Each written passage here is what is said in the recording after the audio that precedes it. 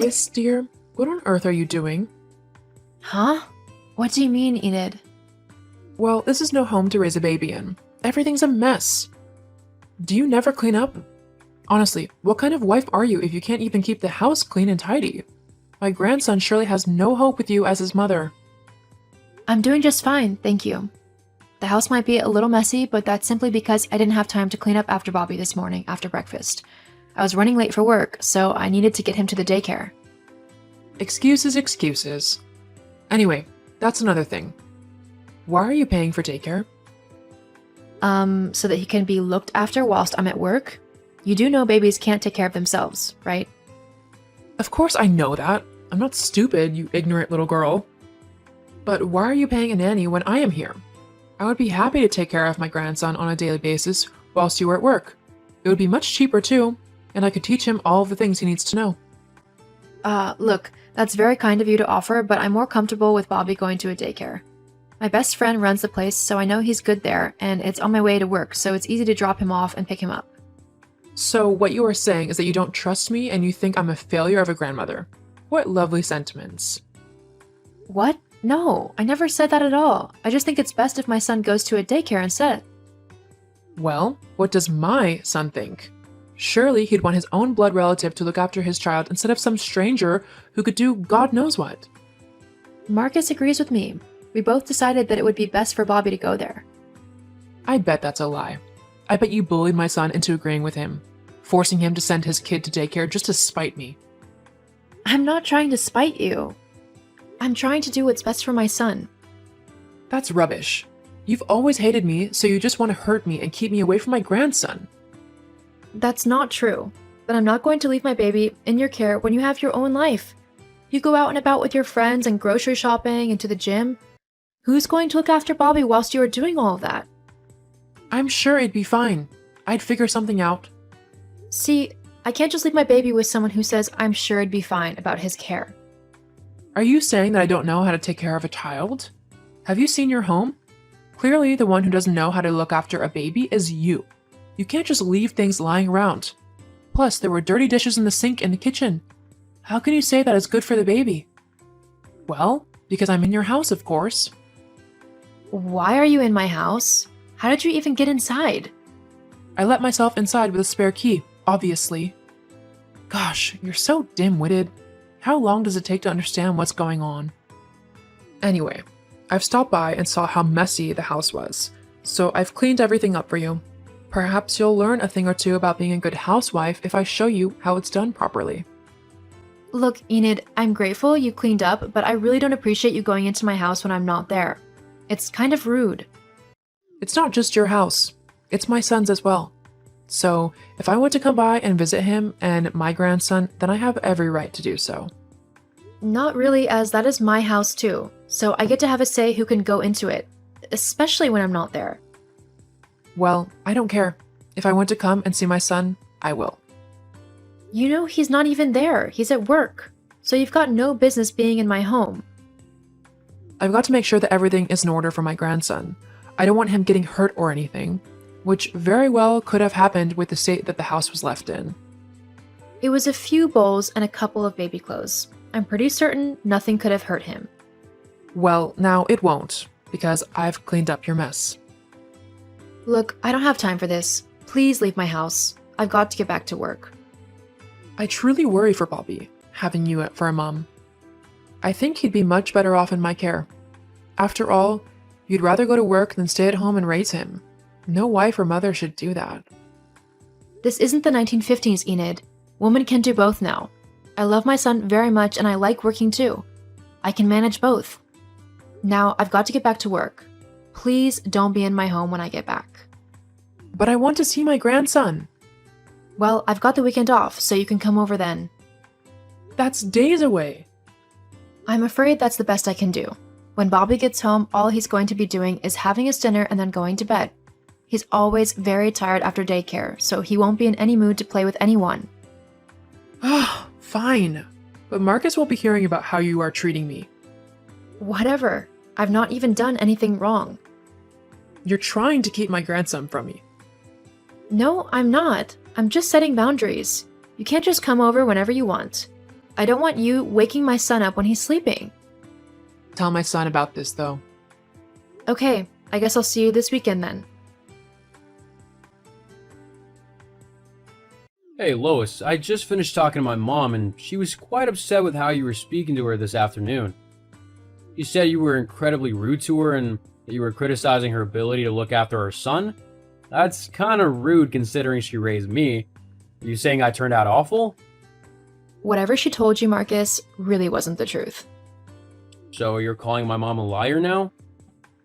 I'm sorry to say this, but she has bent the truth with you. What happened then?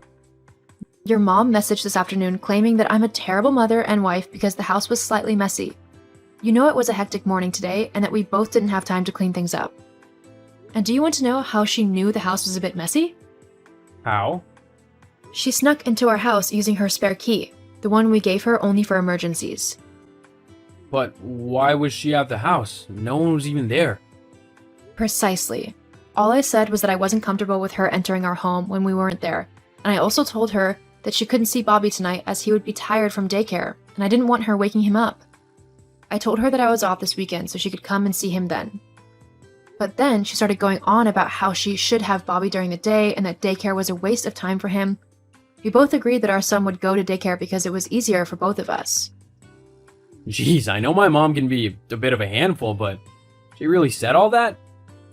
Yeah, it kind of really got to me.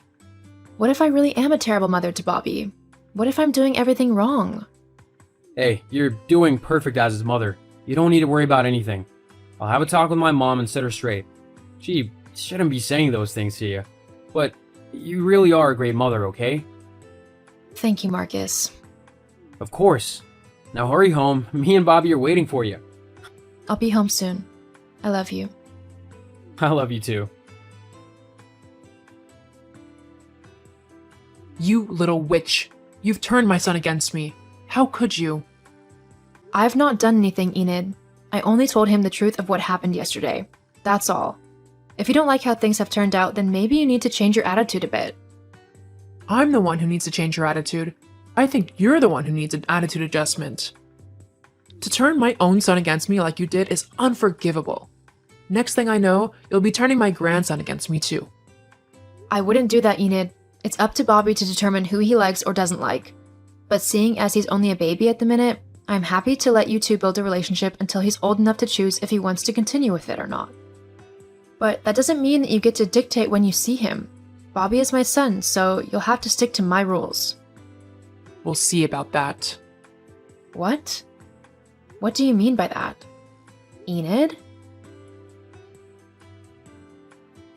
I still don't feel comfortable with what your mom was saying last night. She seemed really creepy. It'll be okay. She was just being, well, her. You know how she gets. How's Bobby? Is he feeling any better? Okay. Well, I'll message later to see how you both are doing. Love you. I love you too. Hello, Lois. Hi? So, you know how you were saying that you're not a terrible mother? Yes, I know I'm not. Well, that's not entirely true, is it? What are you on about? A good mother would have noticed that their baby is missing. Huh? Well, I came around earlier and noticed that Bobby had just been left all on his own in the house. Marcus had told me he wasn't feeling very well, so I wanted to check up on him. He wasn't left on his own.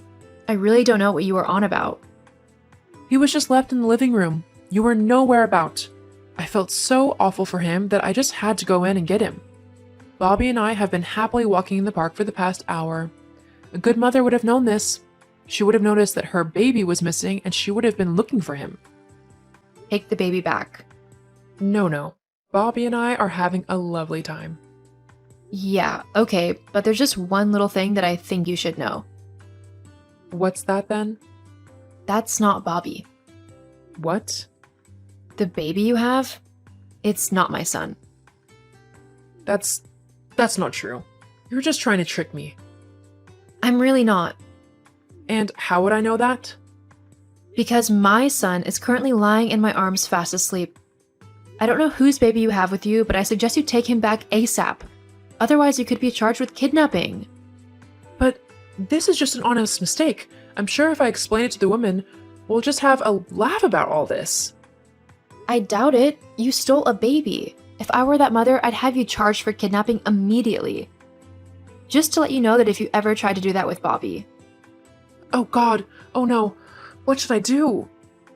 Well, you should take the baby back to his mom. Then pray that she doesn't call the police on you, if she hasn't already. Lois, I need you to help me. You can come and get the baby and take it back to the woman. She'll go easier on you because you've got a baby too. No way. I'm not getting involved in your mess. You're going to have to sort this out yourself. Lois, as your mother-in-law, I demand you to help me.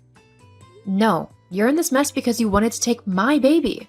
I told you that if you wanted to see him, it would be on my terms, and you ignored that. If you think that I'm going to let you anywhere near my child in the foreseeable future, you've got another thing coming. Oh, you're the worst daughter-in-law ever. In the end, Enid took the baby back to his mom. However, she had already called the police once she had noticed her baby missing. The woman was hysterical. Enid tried to explain why she had taken the child, but saying that she was trying to kidnap her grandson instead still didn't sound good either. Enid was taken to court for her crime and given a fine and a restraining order. I also stopped her from seeing my son unless I was present, as I didn't trust her not to try and take him off somewhere. If someone sets boundaries with you in concern of their children, respect those boundaries and listen to the parents' wishes, as they are the ones who are looking out for their children.